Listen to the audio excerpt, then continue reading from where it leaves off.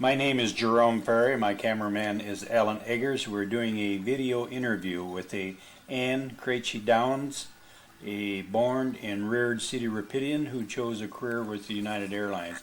Ann, tell us what year you were born and where you were born. You didn't tell me you were going to ask that. I was born in 1943. 1943. And I was reared here in Cedar Rapids and stayed here till I was 20-ish. And then I left for 10 or 20 years. Came back. What was your folks' names? Krejci, Charlie and Martha Krejci. One of 4 Charlie Krejcis in Cedar Rapids. He was the banker, not the grocer. Was your dad fun growing up with? Was he He fun wasn't type home person? much. Those were the days when people worked really hard. And if he was not at work, he was doing somebody's books, the church books, or going to choir. Or he just really wasn't home much. Mom did the hard stuff. Where'd you go to school? I graduated from Jefferson. I started in the old Van Buren, not the Van Buren that's here now, but the old Van Buren on, I think that was 3rd Street and, I don't know, maybe 15th Southwest. Wonderful old school. And then Wilson High School, which my father had gone to. And then I graduated, was the first graduating class out of Jefferson High School that had gone the whole term there. When you graduated from high school, what did you have anything in mind what you'd like to do with your life? Or I was never asked that question. It was just assumed I would go to college next, and so that's what I did. I went to Drake University in Des Moines, and my interest was art. And it took me a couple of years to figure out that I might like art, but I wasn't an artist. And I didn't want to teach kindergarten. So then I started expanding my options. I really don't know why I was attracted to the airline, because at that time it was, well, it wasn't exactly primitive, but I hadn't had much exposure to it. I hadn't even been on an airplane, I don't think. you had mentioned Collins Radio. Was that before you become a stewardess, or? It's okay to call it stewardess. It was in those days. The reason I'm calling you that because back then is That's you what we were. known as. Later, One gender. Later through the interview, I'll switch over to flight attendant. Whatever works. When I was in high school here, I had a couple of jobs during school, like Christmas breaks and summertime. I worked at Collins Radio cleaning those electronic boards that they used to put in huge computers and cleaning off the little posts, getting the varnish off or whatever it is they'd sealed them with. And sometimes I washed them. It was my job all day to wash them. I don't think we even had rubber gloves. I mean, you came out of there looking pretty shriveled. I think I worked there 2 summers. And I also was the Easter Bunny at Armstrong's department store a couple of Easters. And I wrapped gifts there at Armstrong's a couple of Christmases. And I worked in one insurance office putting numbers, I mean, you know, when things were written, and filing. And didn't like that. I had to be a little more active. Where'd you get the idea to become to work for the airlines? I really don't have a clue what that must have come from. I don't know whether they were campaigning at the time. I did apply at 3 airlines. One threw me out without howdy do. The other one I didn't hear from before I heard back from United. But I was glad United hired me, because United's girls were the ones with the brains. And it was important in my day to be smart. Only don't let a guy know that. And what were the other airlines known for? American was known for beauty, and Braniff and Continental were known for fashion. They had the most fashionable uniforms, wore wigs, and were coiffed and all that. So, where did you go to take your classes? After, I think I had 2 interviews, one locally, which really scared the devil out of me because it was in the old, I think it was the Savory Hotel in Des Moines. I was in college at the time. And the interviews were being held in the hotel, and I was pretty young, and this interview was to be held in a bedroom. And I thought, I've heard about these things. And scared me. And I had to sit on the bed to answer the questions.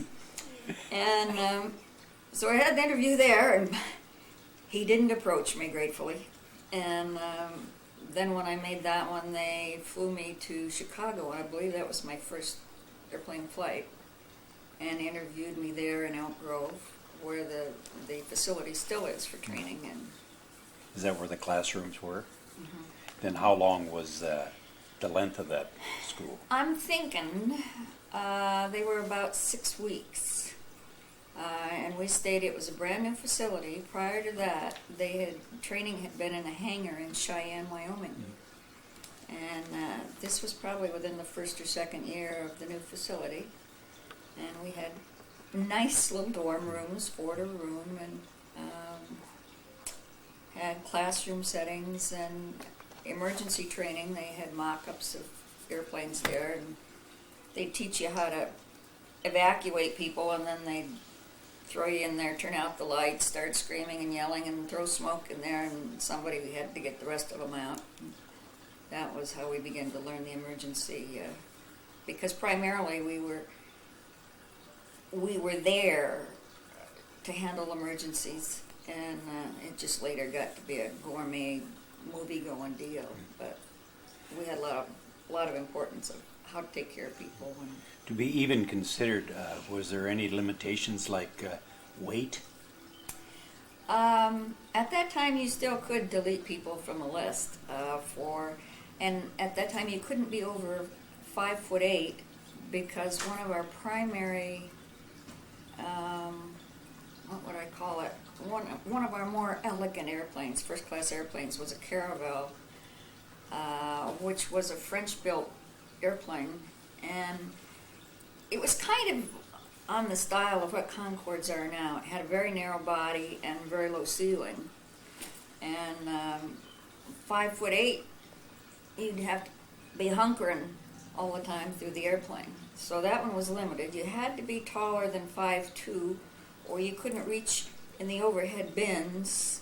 You couldn't get pillows or emergency equipment. Even stepping on the cushion.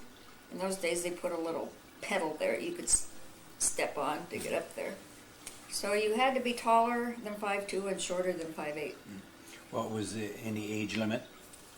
You had to be. I had my birthday in Stew School, as it was called. It's funny how much I can't remember. I believe you had to be 20 by the time you were working. So either I went to school at 19 and had my birthday in June and graduated in July, and either became 20 or 21. My guess was 20. And of course they wouldn't hire anybody, but I wouldn't even consider anybody, I'm sure, beyond 28 at that time. About race? Was there I any don't think they segregation? could limit it. I think we did have one black gal in my class. I don't remember any Asians particularly, or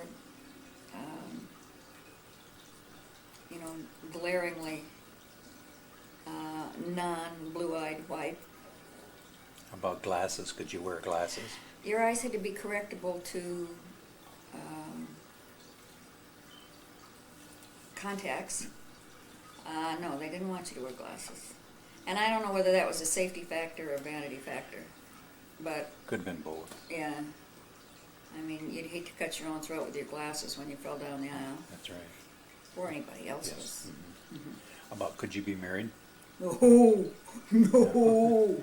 One of the first questions they ask you at the first interview is, and they think they're being really cool, well, what does your boyfriend think about this? you know, because they know that's where they're going to lose the girls. And I think my response was, which one? And so I passed the interview. But yeah, their concern was, and statistically, I think it's probably still true, although now you can fly married, but at that time, the average flying years was like 2 years, because everybody either had a boyfriend when they joined up, or they picked one up quickly and were off, because you couldn't be married. Some did fly secretly married for a while, but then of course you couldn't be pregnant, so when that presented itself, that was a whole other deal. Did you get paid while you were in school? I think we got money for the vending machine. We didn't get an income. Did people flunk out of the school, or was Yeah, and I came real close. on I came real close. as far as the written test, or I don't do written tests well, and by now you know I don't do videos very well. you're doing fine? But Keep talking. having to put stuff on paper, and I have my whole life just clutched. And I was an officer of the class, and everything we did I could do, and everything we were supposed to know I knew, but I couldn't take the written test. So I flunked the first one. They gave it to me again, and I flunked it again. And then one of my favorite teachers called me in and had to share some information with me. Like, didn't look like I was going to be a stewardess, but in the course of her conversation with me, she asked all the questions that had been on the test. And I was so about the whole thing that I didn't realize she was doing that. And when she got through the whole conversation, she said, "Well, you know the answer to every question." Well, yes. And so they did pass me in. At this time, going back to that day and age, did they teach you self-defense in the school? No. Wasn't. There was no clue, but much, you know, it was like that in college or at home or here in Sierra Rapids, any place. No one ever alluded to the fact that you could say, "No, stop, now." You were to be accommodating, and it was understood, which was a really difficult message when you got in difficult situations. Did they ever? Did they teach you how to conduct yourself? Did they talk about the possibility of plane crashes? Did they teach you how a stewardess should conduct themselves? Get the hell out of there and take some people with you. if a crash was imminent, did they talk in such terms as that? Oh yeah, that was primarily what the training was about. The two most important times in a flight are the takeoff and the landing, as we've recently learned with this American plane. And so you were to be at full attention on takeoff and landing. And in those days we wore hats. You don't see stewardesses with hats now. But during the flight, 45 minutes after the flight and 45 minutes before landing, you must have your hat on, and the purpose was so that if there was what we call then a crash and burn, they could see who to follow by your little blue sugar scoop. And I still, when I fly, I know where the exits are, and I still know what I would say and what I would do, whether anybody asked me to or not. Yeah. Because you can mostly get out of airplanes if you'll just get your butt out of that seat and go. And you don't have to go out the door you came in, which is what most people try to do. Maybe you need to try another door. How about makeup? Were you allowed to wear a certain amount of makeup? Well, if you wore it their way, and you were expected to wear full pancake makeup, and it really was like pancake dough in those days. I mean, pull it off. You couldn't. Let's see. They plucked our eyebrows to the fare thee well. Most of mine never did go back in. You couldn't wear eyeliner. I don't remember if you could wear mascara. You couldn't wear shadow unless it was the very palest blue, done with taste. There were a lot of things you couldn't do. You could only wear studs for earrings, and they had to be appropriate. A pearl was suggested. If you wore nail polish, it had to be clear or the color of your lipstick. It was pretty specific. How about clothing? Oh, clothing. You mean beyond and under the uniform? Well, whatever.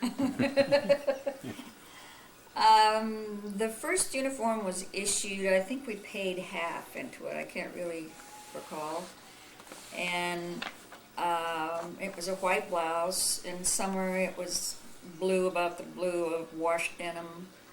And in the winter it was a nubbier, darker blue. But they all had this little white blouse with this little thing up here that kind of emulated a little bow tie. And you had, I think, 4 or 5. And you also had a smock for serving food, because your uniform and your shirt would be clean at all times. And so this little smock took the heat of everything. It ended up being nightgowns for us on layovers, 'cause why pack more stuff, you know? But the uniform code required that you wore a girdle, and in those days whether you needed one or not. Exactly. Why would it this? I have no idea what their real reason was. They just weren't trusting us to our own judgment, I guess. But it was required, and when you went in to check in for a flight, they could snap your thigh if they wanted to. And of course, hose weren't pantyhose in those days. They had to be hooked onto garters, and so somewhere between there and the girdles, you had a smooth look, because these skirts were pencil slim at the time. Now if we'd wear them, we'd think people were being a little showy, but apparently they're coming back to it anyway. They're showing it from every angle. But you did have to wear a full support bra and a full length slip. So should by chance anyone catch you in what we called the buffet area, the cooking area, between your jacket and your smock, it was clear that you had a slip under your white blouse. None of this, you don't want to show a bra strap without, these people wouldn't know we were wearing them, right? You had to wear your 3-inch pointed like they're coming back to now in the, what is this, '01, crippling shoes. And whenever you were seen in public, you had to have on these shoes. You were allowed to wear a flatter shoe for service on board the aircraft. But 2.5 to 3-inch with these bullet-pointed shoes, and we did it. I just am dumbfounded that we did it. I mean, legs hurt, feet hurt, and we carried our own suitcases then. They weren't on wheels. So it's a wonder I'm not crippled now. But Before I go on, I just thought of a question. In flying, would this bother your feet or bother your legs in wearing those tight-fitting shoes that you were required to wear? Oh, did your legs ever swell up or ankles ever swell up? Well, you did have a lot of foot discomfort, but in those days it was okay to be uncomfortable. I mean, you wanted a job, didn't you? Yeah. The thing was to look sharp. Yeah. Exude. That was their word. Exude confidence.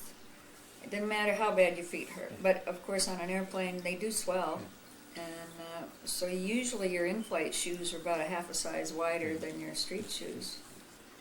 Did you have to buy your own uniforms? I believe we paid for half of it, and I think that ran around $200. Now they're like $1,000 for a setup. But that was That was a blue leather purse, one suitcase, like a 24-inch suitcase, our sugar scoop, and jacket and skirt. Of course, no pants to a uniform, and a winter coat, and a summer more trench-like coat. This picture I'm holding here, is this the uniform that you first wore when you... Yeah, that was in 1963. Would you like to hold that up for Ellen there? How's that, Alan? That's just beautiful. Yeah. This was a summer uniform. This hat up here is what we called a sugar scoop. It doesn't show very well here, obviously, but it was fuller in the back and kind of an elevated bill over the top of your hair. And we used to wear a roller, a hair roller under there to hold it up, because otherwise it'd smash it down flat. The collar would be turned back, as you see here, and that required that you unbutton the top button in order for it to lay flat. But dear heavens, don't forget to button it when you take your jacket off. You can see that the style was the shorter sleeve. Our winter uniform had 3/4 length gloves. And that length is kind of coming back again. And the pencil slim skirt, and that very, very fashionable blue leather bag, which eventually almost became an overnight bag. You put your face in one side and clean pair of underwear on the other side, and because some of your turnarounds were so short. And that was the summer shoe. In winter, they were navy blue only. And I'm sure I have my dainty little earrings on there.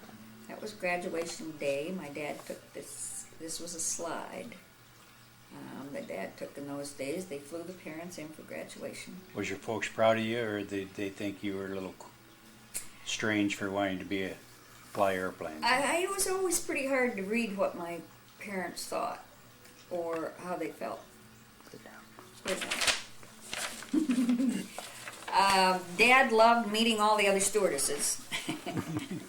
And one of them, her name was Priss, and she was from the South somewhere. She just had such a lovely draw, and she was blonde, and she just thought my dad was so charming.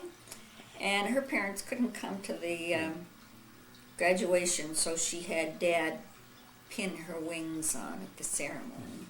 And of course he was thrilled, and I don't know how Mother felt about that. How many were in your class? I believe there were like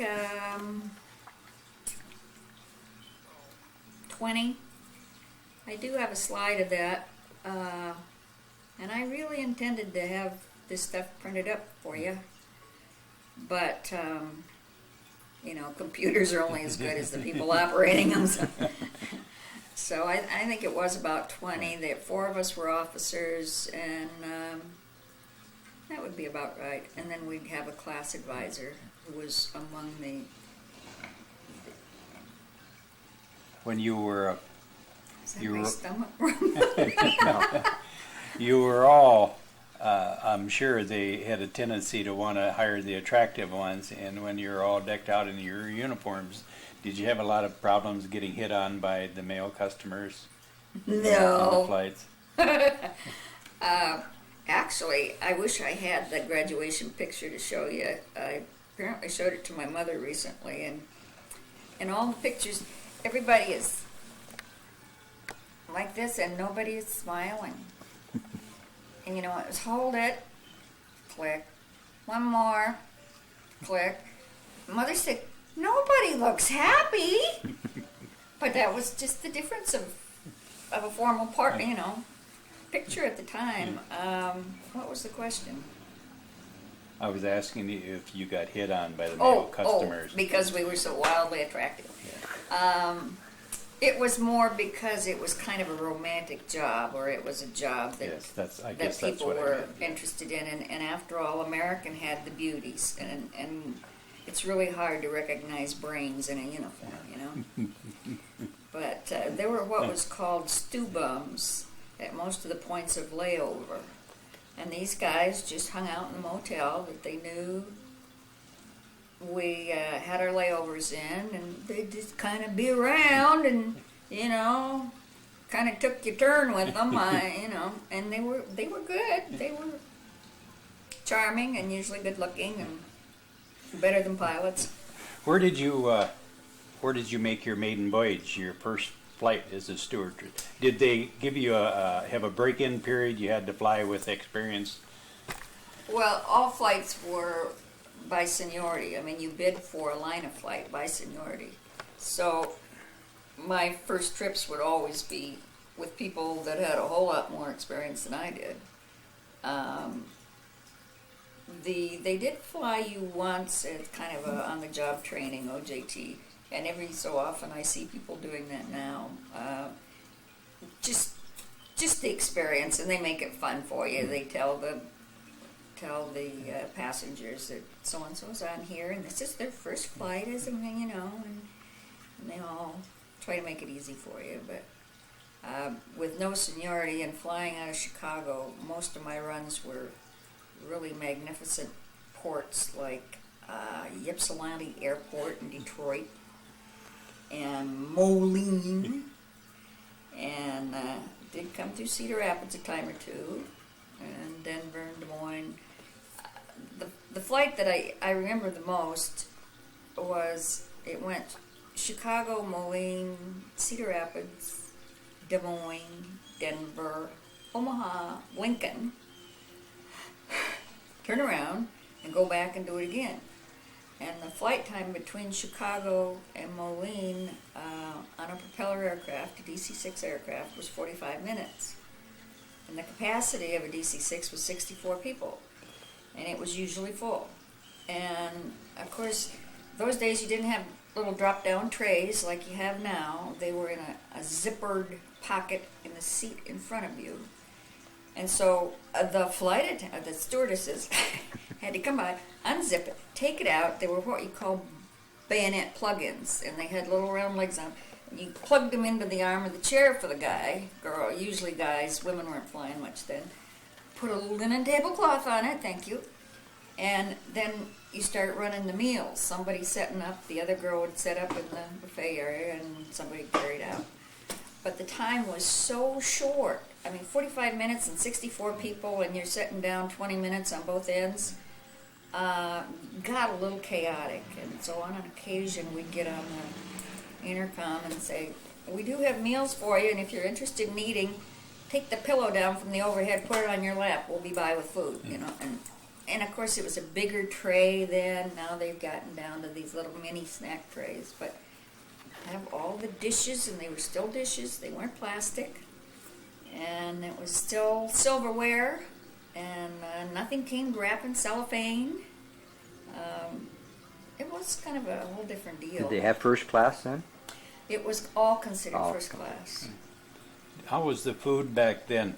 You hear so much about the bad food nowadays. But how did people feel about it back then? Well, I think that's part of your right when you buy a ticket is to complain about the food. The food starts out good, but because of all the necessities of food handling, it's cooked and recooked and moved and cooked and recooked and boarded and cooked and recooked before serving, and it really didn't have a chance. But in those days, particularly on Fridays, we did have used to have a choice too, I think, but on Fridays, always we had fish for the Catholics. And if we ran out of fish, it was their choice. Did they want a note from the stewardess saying they couldn't eat fish that day, or did they want to eat the beef or pass on eating altogether? Did you ever have the opportunity to make any international flights? Not as a stewardess. No. I don't think we were flying out of the country in those days. What was your starting wage when you first started? $235 a month. And did you know what you were going to be doing from week to week? Like, you mentioned the fact that your jobs went by seniority. Was there ever the time you wasn't chosen for a flight and you had to lay over someplace till? Oh, I like the irregularities the most, and I think it's probably still that way with me. I'm better in a spontaneous situation than I am in marching along. But as a very junior stewardess, there would be as number of choices for flights as there were stewardesses in that domicile, and in Chicago there were probably 500 at that time, I'm just guessing. So because I was the youngest person in my class, I was the bottom of the seniority for the whole domicile, which in my case happened to be Chicago. Some of them were in other domiciles. So it was like, what's the point of bidding? There'll be one left over and it will be mine. But you would hold a line of flight maybe 4 months out of the first year. You'd be on what was called reserve for the first 4 month or two, and then you'd have your line of flight. And yes, you would know from the first of the month to the 30th of the month where you were supposed to be. And of course, weather and Chicago and the Midwest and all that changed a lot of those things. But So in a week's time, how many hours do you suppose you would find yourself working? at that time, it's much longer than it is now. I think 82 hours a month was our limit, but it's not counted as simply as hour 1, hour 2, hour 3. It factors in the time that you're required to be there before a flight, and the time it takes to wind up your duties after a flight.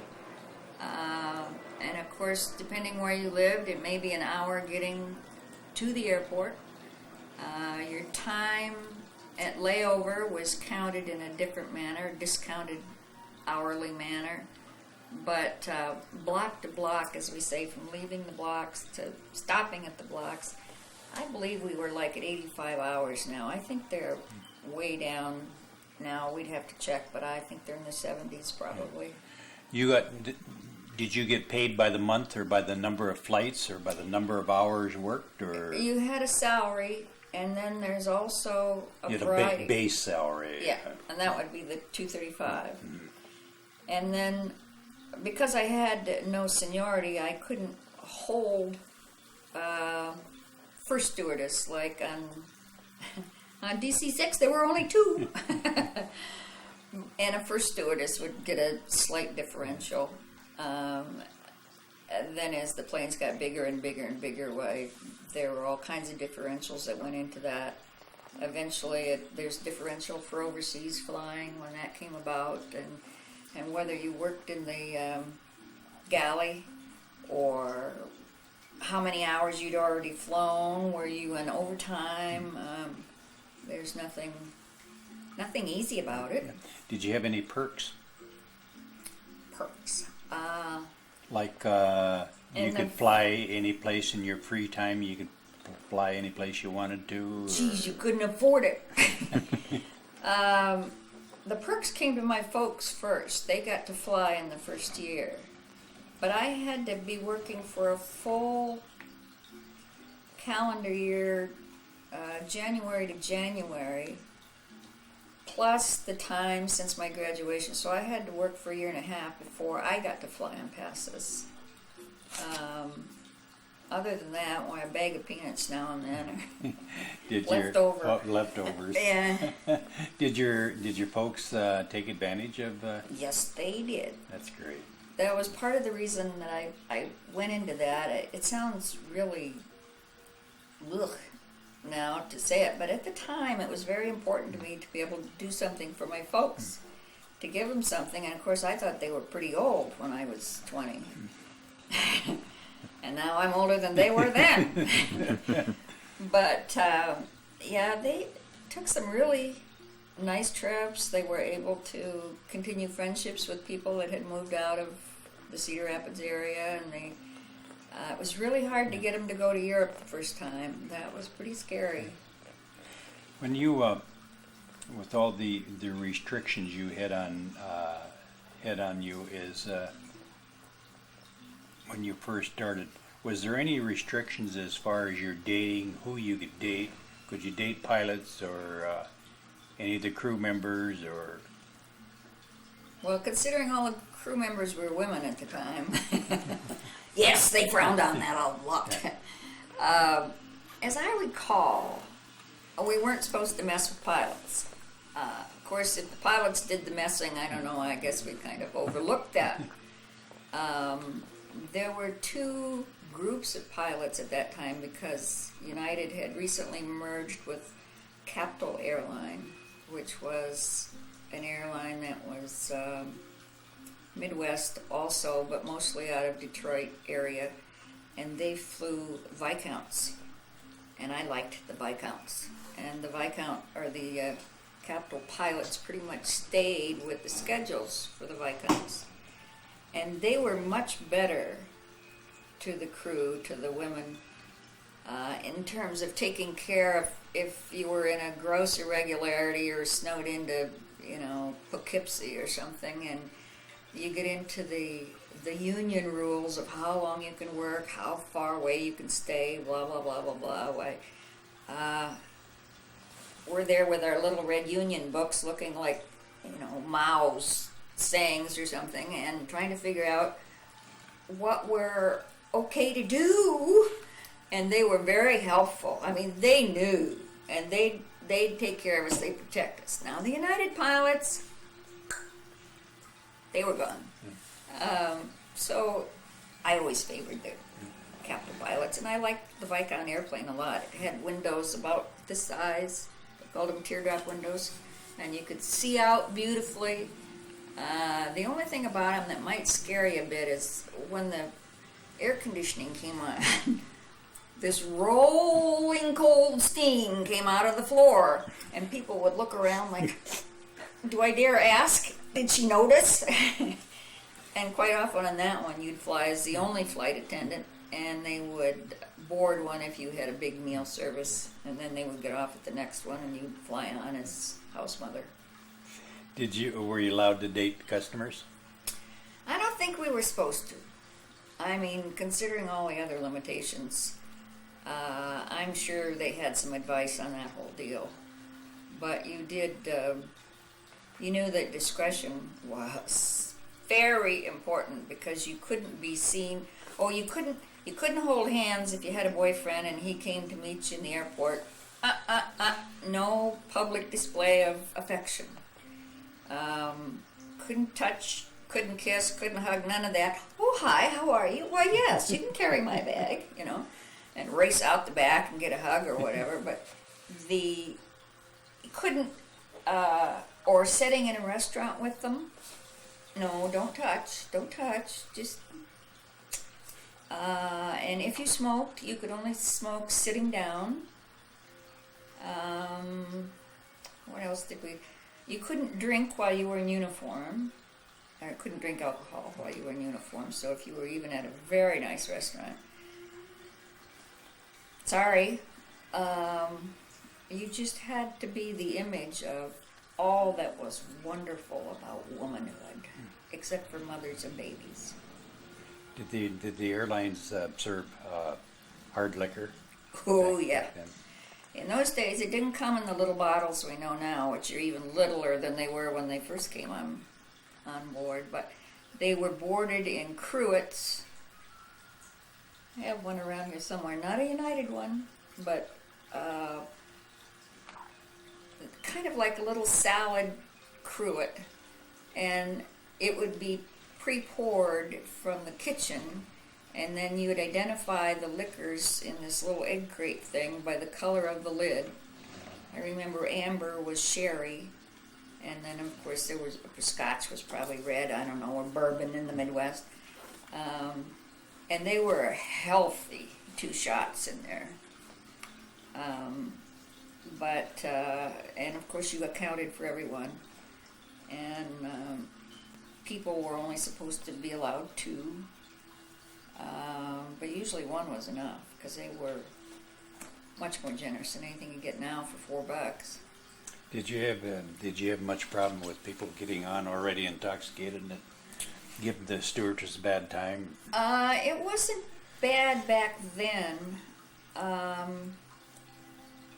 It was kind of a smaller community of flyers, and the passengers would kind of take care of you if you needed it. I mean, if somebody was really out of line or mouthy or surly or, you know, people would come to your rescue, where I don't find that so often the case in, 20 years later when I was an in-flight as a supervisor. You better be able to handle it yourself, because you can't really count on anything else. But It probably goes back to that, at that time period, people respected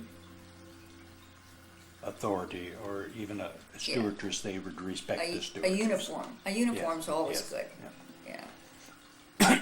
Theoretically, the pilot would come back and help you if you needed it, but I don't ever remember having to do that. They allowed smoking in the cabin then too, didn't they? Only specific times, yeah. And of course, for many years, that was a bone of contention when we found out how bad secondhand smoke was for people. And it wasn't smoking or non-smoking, it was take your chances.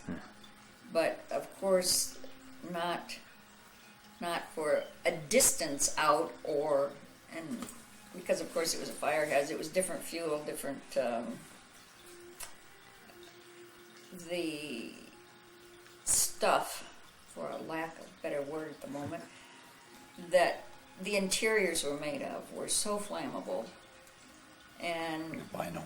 actually the toxins from those burning things were far worse than any flame that was going to hit you. So we were strongly aware of, and at that time too, they boarded from the ground, walked up ramps, up steps, so you were always aware of somebody. Don't light up until you're in the, because they flick an ash out there and hit a pool of oil. Why, the excitement everywhere. Do you recall any strange or funny stories on any of your flights when you were? Well, the one I remember most, which was both strange and probably funny after, was when you're a junior flight attendant, or junior stewardess, you are called out for things that are otherwise not in a scheduled timetable basis. So we'd end up doing a lot of charter work. And out of Chicago, of course, we had the Bears and the Cubs and, I don't know, other teams in and out all the time. And we had a couple huge Cub Scout charters that took 3 airplanes at a time and things like that. But the adult pro athletes were big and burly and, high on testosterone, and for them they boarded beer. Some milk, but a lot of beer. And in those days, you didn't have tabs, of course. I just hate how old I must be getting. But you had these little keys, and you usually had keys. the can key, or what do we call them? Church keys. Church keys. We'd carry them on our own keychain, so we're sure to have one, because geez, you couldn't be on there and not be able to get a beer open. So when you open them on a pressurized DC-6 or even a jet, it just splashes all over the ceiling of the buffet area, and then of course it starts dripping on you, and you're trying to be, But there was one guy that was so polluted and so ornery. He wanted something that I didn't have for him immediately. And the overhead bins, you remember now, they have doors on them. You hear them click, clack, clack. They didn't have doors on them then. And this big guy just picked me up bodily and put me in an overhead bin. And I couldn't get out. And there was my feet hanging out one end and my head hanging out the other. And I'm trying to be accommodating. It's really tough. Finally, some other big guy took me down. Otherwise, he couldn't get in any more beer, probably. But they didn't really hurt you. Well, one, yes, I did have a finger injury. Some guy backed me up. It was a sports guy, an athlete, backed me up in the buffet and jammed my finger or broke my finger or something, I don't remember, but gosh, we were just so happy to serve. I know back then there wasn't such a thing as air rage. When did that come about in your mind? The problem with the air rage? Well, it was sometime. It's hard to say. It's a growing thing. It's like a disease. I mean, there were a few that were always ornery or mean, and that would be true in the airports too, because I have worked in the airports and customer service. And it could create a fungus of its own. Years later, when I was an in-flight supervisor, and we had some difficulty getting out of Boston, and we slid off the runway a couple of times, no injury, just have to get the 747 back on the runway and blah, blah, blah. I mean, this thing went on for hours, and they couldn't deplane. They didn't have cell phones yet, and frustration, anxiety was just running rampant. And one guy that was so nearly out of control just had the power to get 25, 30 people around him equally as excited and agitated, and of course the flight attendants, by that time they're flight attendants, and I was a supervisor, they disappeared. It's up to me to take care of this kind of thing. Flight attendants don't have to do those things anymore. They just have to be sure that the pillows are where they belong and that they show up on time, and don't get too cynical, Annie. But it was a matter of trimming the feathers on those that were agitators early on. I mean, him, I physically said, come with me, sit here until I get back to you. You'll be the first to know when but separating him from the group, then go back and talk nicely to the group and joke with them, whatever. And they're willing to be calm, but it's just a thing that grows and gets ugly. And I don't know, people have more liberty now than they used to take a long time ago, or seemingly. Did you, back in those days when you were, let me ask you first, at what time did they start calling you flight attendants instead of stewardesses? Approximately what year was that? When they started hiring males. That was my next question. And I wasn't in flight in those particular years. I would think that was probably the early 70s. When we started with like 747s, you needed 14 flight attendants at a time, and the hiring was on, and some of the best educated and most desirable people on paper were young men that were trying very hard to get into management with the company. And that was the only break in hiring for probably 5 or 10 years. And so as an in-flight supervisor, I had lots of new young people, and many of them were young guys that have done very well, and they're still there. And it was good because by that time, you think some of the flight attendants or stewardesses look frowsy now, and they do, some of them.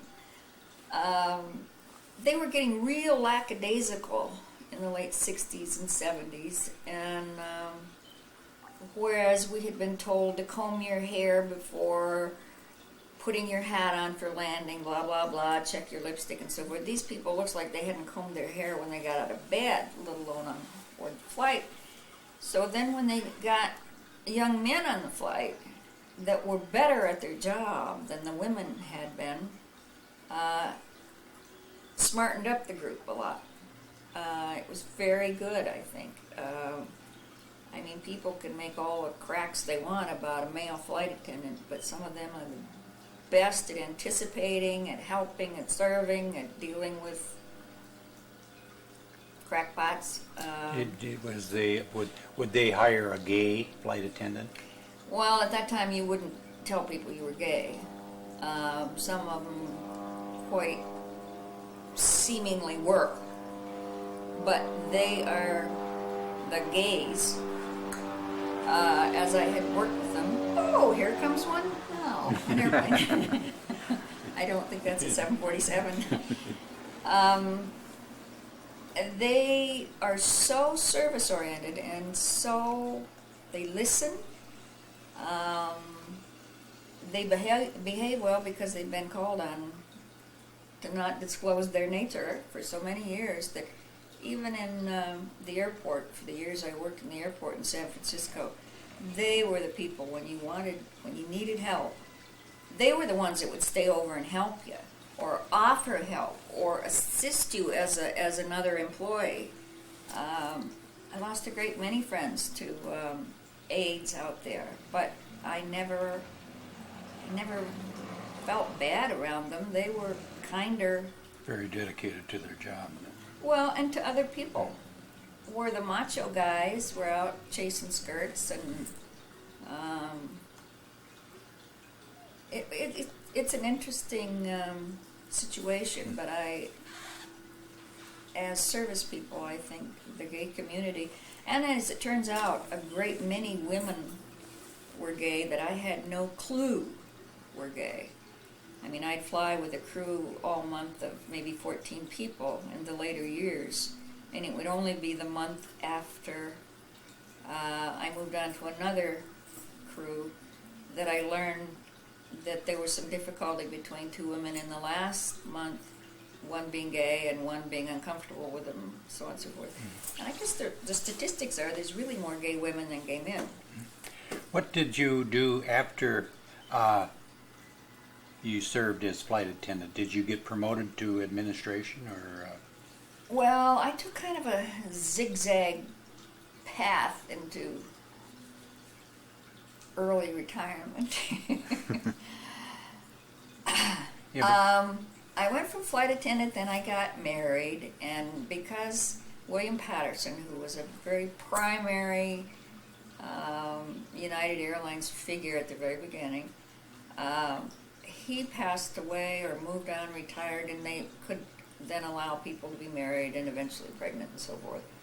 But at the time, oh, you're making me think hard.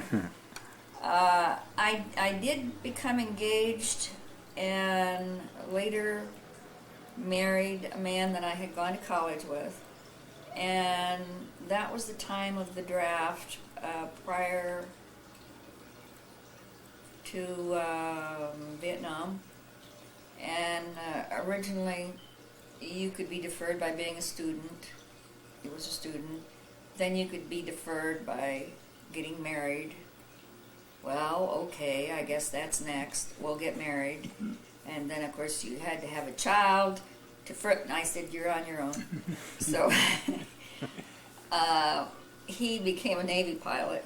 I went to Pensacola, and there weren't too many options for me because the Florida area was not United background. And so then I worked as a military ticket office agent, and that required being supported, voted in by a compendium of airlines. All the airlines that served the country had voting right, and you had to go through an interview process. Thank goodness it wasn't a written test.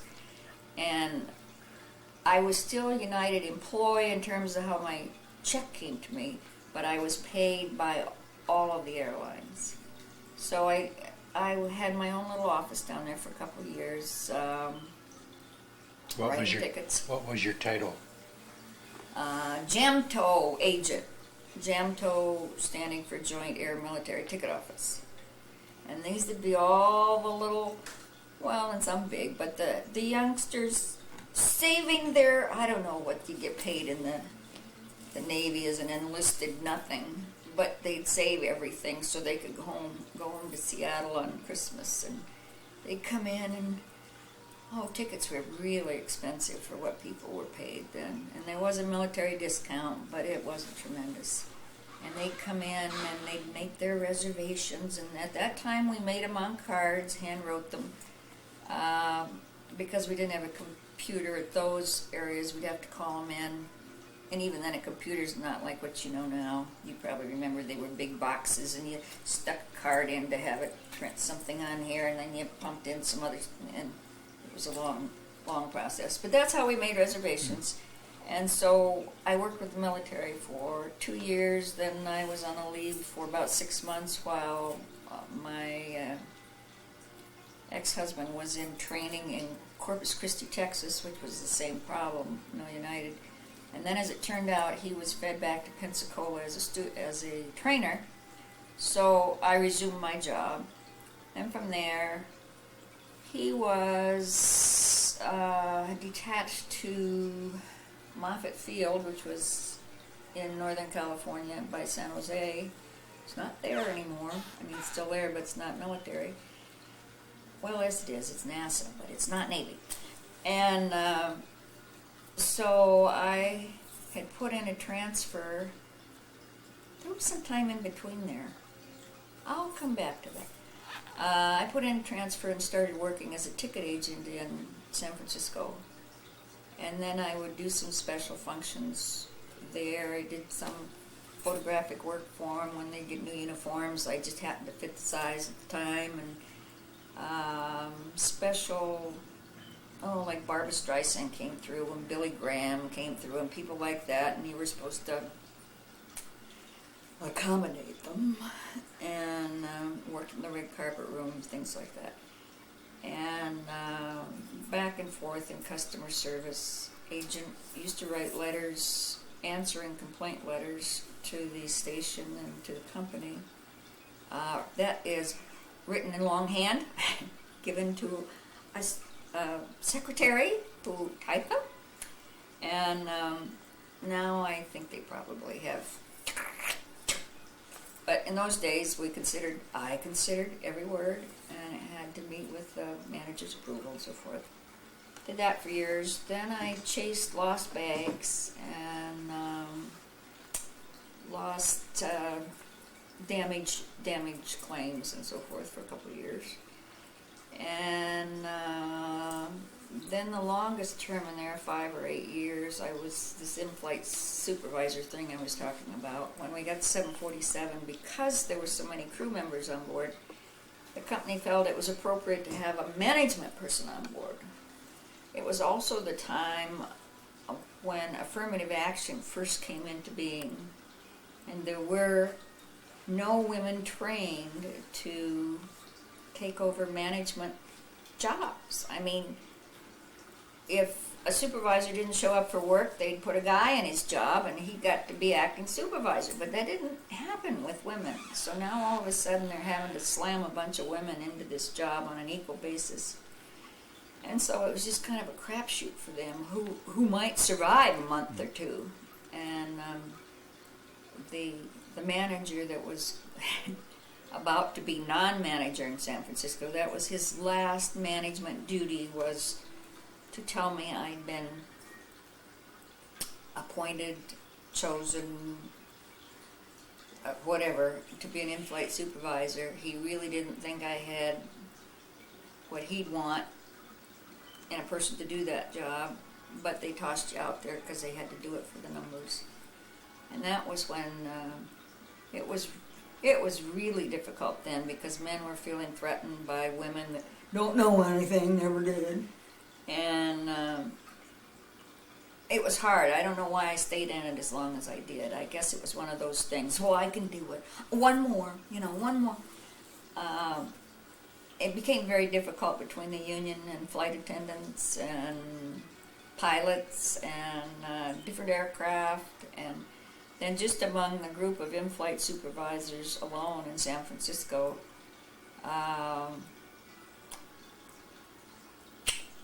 It was, the women now working have to be really grateful to us old ones, because we put up with a lot of crap to get here, baby. But after that, I went to work as a supervisor in the flight kitchen in San Francisco. That's how I know the food is good to start with. However, United is no longer in the food business. Then we bought out, I would say Marriott, but I can't be sure of that. And it's now vended to us. It's kind of too bad we ever got in the food business. It's such a point of contention and competition, and it's really an unnatural place to be fixing and eating food. But they never asked me about that. What did I die of? I can't remember. I'm sure there was some stuff in between. What about a friendship service director? Yeah, that was what we were first, friendship service director, and then that went into the supervisory part. It was the same physical place, except as a friendship service director, you were supposed to approach people on the airplane, ask them what their return plans were, because these were only on very long haul flights, like West Coast, East Coast, and back, or Honolulu and back. So you had 4 or 5 hours to charm these people, and you wanted to find out what their return reservations were. And it's so often the case, the travel agent would put a passenger on one airline one way and another airline the other way, so they could keep both of their reps happy. And so it was my purpose to ferret that out, find them, and convert them back to United. And so my job hinged on making money on the flight for United. And you'd automatically confirm it. If you had to fudge the computer when you got back, you did. But that, and then it grew into the supervisory thing. And flight attendants didn't like having you on there at all. And some of them at that time were much older than I was at the time. And they're probably still flying. Do you still fly quite a bit? In the last couple of years, I've mostly just been doing international trips and paying for them. I have friends still in California that I go see a couple times a year on a pass. But for a long time, I just didn't want to be on airplanes. When you do fly on an airplane, what sticks out or stands out as far as what you see in the line of flight attendants compared to what it was like when you were working? A lot of them are still there that were there when I was working. There's a lot of people my age, and some older. In fact, when I did start in Chicago, the oldest, or the most senior flight attendant on the roster was flying before I was born, which at the time I thought was incredible, because I was 20 years old.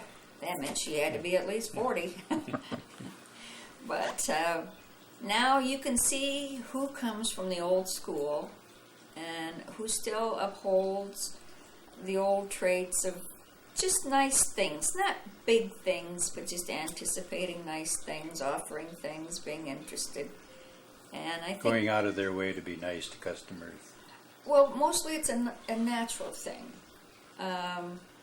You really can't teach anybody to do that. You can tell them what to do, but it doesn't ring right. But the old gals and now the newer ones, who, poor souls, are getting gypped on pay because of all the, how things recently, there's A scales, B scales, C scales of pay, because nobody can afford to hire at the old scale, blah, blah, blah. But those people now, if they're flying at that low rate of pay, they're there because they want to, they like the job, they're doing the job, and they probably have another job as well. But I think it's swinging back to where service and being people rather than just being Pullman on an airplane, Get my jowls in there. I wanted to ask you, was there such a thing as age discrimination? Could they lay off because a flight attendant got too old, or they thought they were too old? Or There was a point in time where you were expected to retire, and I don't recall now. I would have to say it was probably like 40. Now, of course, you can't discriminate for any reason. Overweight, underweight, ugly, stupid. There's no reason. The only way they can get you out is to document bad practice or maybe a felony or something like that. And even then, because of the union, it has to be documented so many times, discussed, letters written, blah, blah, blah, blah, blah, or they just harass you right out of the company. In working for the airlines and being around airplanes and the noises of being around airplanes, does that affect the employees' hearing any? Was there anybody have any hearing loss? Did you say something? That you think is attributable to the noise created by Oh, absolutely. Yeah. That's why I keep turning this ear to you, because this one's damaged. I flew with a cold, and the pressurization scarred the eardrum, and so I lip read. Look at me when you talk.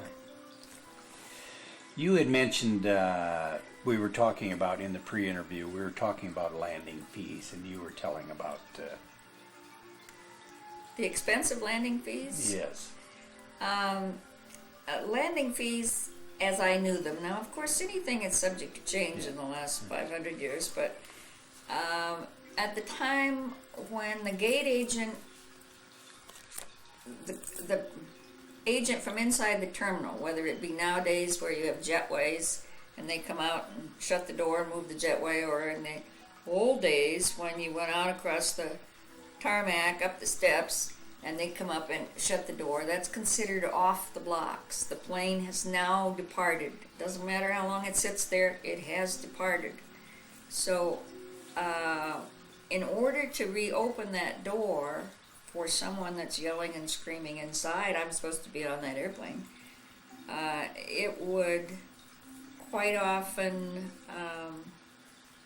require the payment of a landing fee by the airline to be chalked once again on the blocks, back on the blocks, as if they went someplace and came back and got him. So it's really difficult for passengers to understand that, particularly in the situation of a 747 or what's called a heavy aircraft. The landing fees were based on the weight of the aircraft, and you just don't arbitrarily open up another 747 unless you can find some way to dodge it.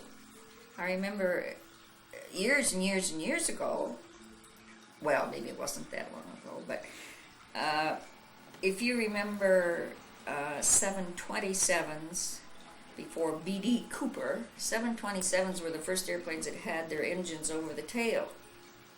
And I was very junior at that time, and the senior women wouldn't fly them because it didn't make sense to have all that weight in the back of an airplane. So us junior people flew.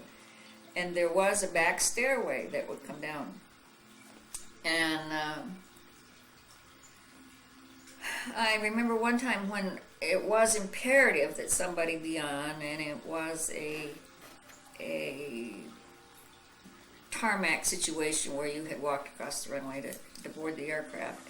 And we couldn't open the front door, but we did drop the back door, and he was able to board. And sometimes you'll see them still loading baggage after the door's been shut. Somebody's taking a delay. Somebody has to be credited or discredited with the delay, whether it's baggage service or customer service or in-flight service or pilots. All those minutes are just so important. And to hold a plane or return a plane to put on one more bag, why, costs too much money. Can't do that. With what happened in New York and Washington on 9/11, what was your thoughts? Did you, or first off, did you lose any friends or close acquaintances? Not that I know of. I just, probably like so many people, just shook my head. When I was, let's see, in San Francisco around the 70s, hijacking was a big event and a frequent event. But in those days they wanted something. And I remember thinking that sooner or later I was going to get one on my airplane. And it didn't frighten me particularly. I somehow had a plan in my head that I would do something. I would not do nothing. But everybody was so tense even at that time. I remember we were late getting out, going to Honolulu, and they were boarding extra meals through the passenger door.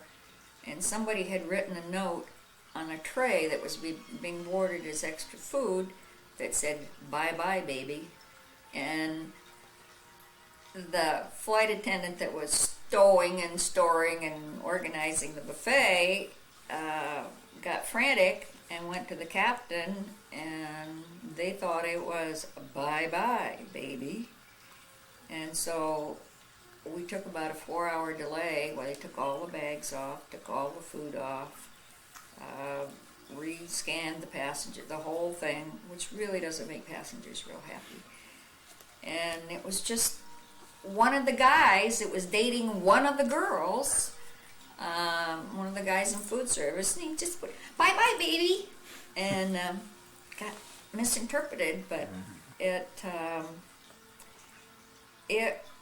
somehow, well, obviously it was a whole different situation than this one, but hijacking is not a new thing, and I think all flight personnel are aware of its possibilities, and I don't know, they probably train them differently now than they did in my training days, because that wasn't even considered at the time. I understand they're teaching them self-defense now, the flight attendants. That's good. Even, it was so sad that one of the flight attendants on one of those two airplanes was a young karate gay man, and you know he would have been active any way he could have, but that whole deal was so out of hand and so unexpected that. How do you feel about locking the cabin doors now? I never understood why they didn't. I never understood why they didn't. And they're absolutely right. They're flimsy. You can see light around them. It's going to make it a little inconvenient for the pilots. They're not only male anymore. There's a lot of female pilots, but the thing they use the door for mostly is to come out and go to the lavatory. So I'm not sure how they're going to handle that, but I never did understand that. And it was kind of a gamey thing. You'd play like it was a big deal going in, but wasn't that much. I'm glad they're doing something to at least protect the front end. If you had to do it over again, Ann, would you become a flight attendant and follow the same career path that you did, or would you chosen something else? Oh my. You know, there's not much else that I know, you see. So that kind of limits the... I might have done the same thing, but I would have done it differently. Of course, having a little more information always helps. But there were too many things that I allowed that were hard on me that I would do differently now. I still like the service of people, and I talk to strangers, and I like to help when somebody needs something and all that. The politics, however, nowadays, and the union problems, and it's gotten so complicated. Maybe if I were 20 again, it wouldn't seem like a big deal, but boy, I'd have a hard time facing it now. Did you ever hear of a Helen Church? Yes, I did. She was our first flight attendant. How do you know? She was from my hometown, Cresco, Iowa. Cresco, Iowa? And they have a board of the important people that had happened to have anything to do with Cresco, and Helen Church is one of them, as being the first flight attendant. Are you on there too? No, I'm not on there.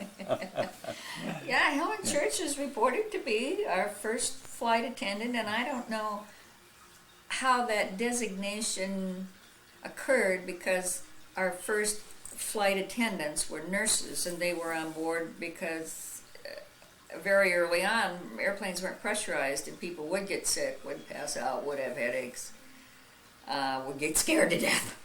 And so only nurses were hired.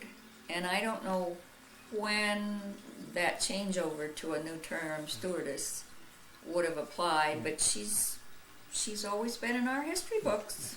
So you come from a very famous neighborhood. Unless you have anything else, and the Cedar Rapids History Center, the Linn County Historical Society would like to thank you very much for sharing your memories with us. Thank you again. Well, thank you. It's been a pleasure, and there's a lot more where this came from.